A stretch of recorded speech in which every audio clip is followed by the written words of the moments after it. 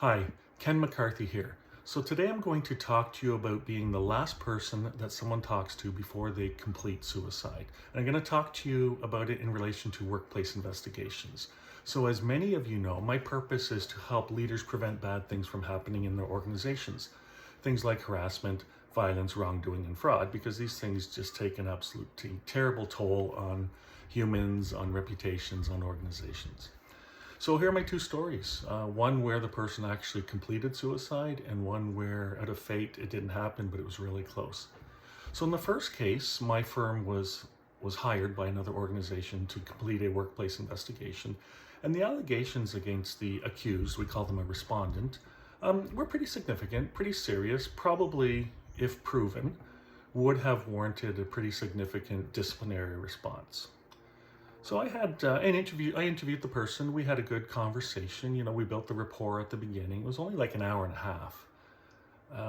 Connected sufficiently to be able to actually trust each other, and I was able to get the information that I needed.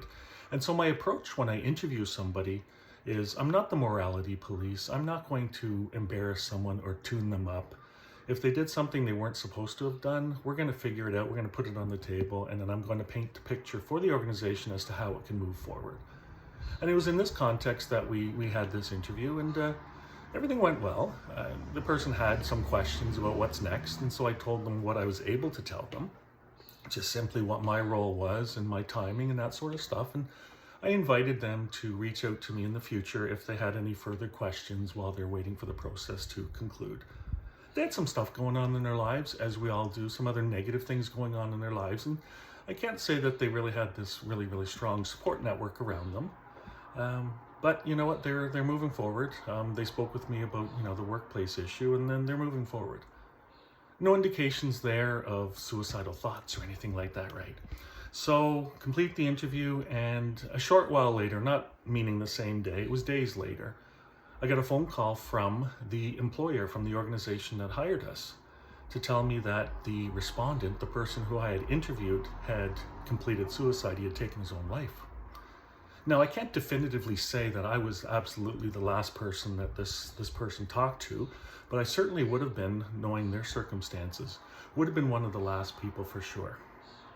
And I have another story to tell on just the impacts that had on me, but that's for another time. So move to the second example, and I'll link this back to the workplace investigations. So the second example involved a personal friend, someone who had actually worked for me in the past, and then when I left the organization, started my own business, they continued to work at the same employer, and eventually they found themselves being accused of some misconduct or inappropriate conduct in the workplace. And there was an investigation that was undertaken, and from what I heard, and I didn't see both sides, obviously, but from what I heard from my friend, this investigation was really a bit of a gong show. The investigator himself said, I don't even know why we're investigating this. Management has all the facts. There's nothing there, but they've hired me to do it, so I'm going to do it. So this friend was talking to me about the process. And again, everybody's got different stuff happening in their lives, so it wasn't just the investigation that was a burden on him. But he was talking to me about it, and he's saying, hey, I don't think I did anything wrong, but if I did do something wrong, I'll own it. I'll apologize. If I need to be disciplined, I'll, whatever. And his grief was over the process and just how long it was taking and things that were going on. So he said to me, when he and I were chatting, he talked about suicide. So I had received training a number of years ago on suicide intervention. I'm not an expert by any means, but I remembered what I had learned in the training. One of the things was, does the person you're talking to who's talking about suicide, do they know anybody who had already completed suicide sometime in their life? And if they did, there's a chance that maybe they might believe it's an acceptable solution to an issue, to a problem. Second point was, I asked if he had a plan. So there's a real difference between someone who's saying, yeah, I wish I were dead, or I'm going to kill myself, to someone saying, yeah, you know what, I'm going out to buy a gun, I'm going to hop in the car, I'm going to go to this forest, and I'm going to shoot myself. So I asked him, does he have a plan? He didn't have a plan. He's thinking, and looked at his support network. So he had actually a pretty decent support network, people like myself, who's a friend, and some other friends there. So he said, yeah, he's got lots of support. So I did what I had learned in previous training. I said, okay, so are you gonna take your own life? He said, no, Ken, I'm not gonna do that. I said, okay. Can I talk to you tomorrow? Will you commit to talking to me tomorrow, making sure you're okay? He said, absolutely. And so he called me, and he had good friends, other friends, and he had talked to all of them, and so everything's cool. So, investigation is eventually completed.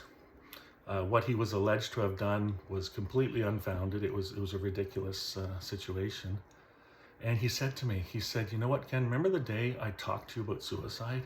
And I said, yeah, wow, that was wild. He said, I almost did it. I said, what? He said, yes.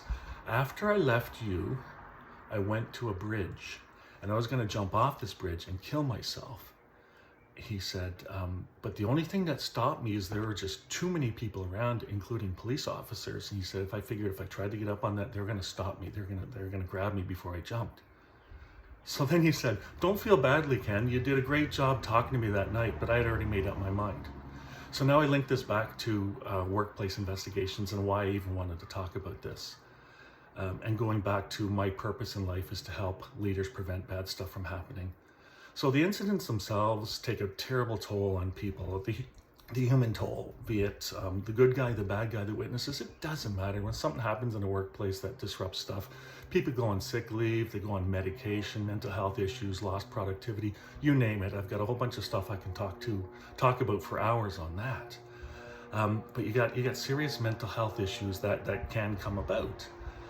The investigation process itself is also very, very difficult. As kind and compassionate as an investigator can be, and I hope we all are, it's still a rotten process to go through. Again, if you're the good guy, the bad guy, witnesses or whatever. So these things take a real toll on people. And so I have real life examples. I can't definitively say that the first person took his own life because of the allegations against him and because of the interview that he had with me. He had other things going on, but I wouldn't doubt that that was a factor. The second case, my friend, again, he had some other stuff going on in his life, but that investigation was an absolute burden on him, and the allegations were an absolute burden on him. And I would say that was, kind of a closer example of, cause and effect sort of thing. So why this is all important. There's such a human toll, waste, you name it, when we allow things to happen in the first place. So that's why I promote prevention. If you can prevent stuff. Now, I don't live in this Pollyanna world where I think everything's going to be great and there's no bad things that happen. There's all sorts of crappy things that happen. Sometimes people are really rotten. Sometimes people make mistakes. But with the prevention programs, if you can get ahead of it, put in place what you need to prevent something from happening, and if something does happen, then the really quick response to actually resolve it and move forward, that's the way to go. Because otherwise, you see the human toll, and sometimes you see people lose their lives. I've seen people lose careers. Anyways, so let's work together on preventing the bad stuff from happening in the first place. And that way, wow, we can all show up for work or do whatever we need to do and really have a chance to thrive and make a huge difference.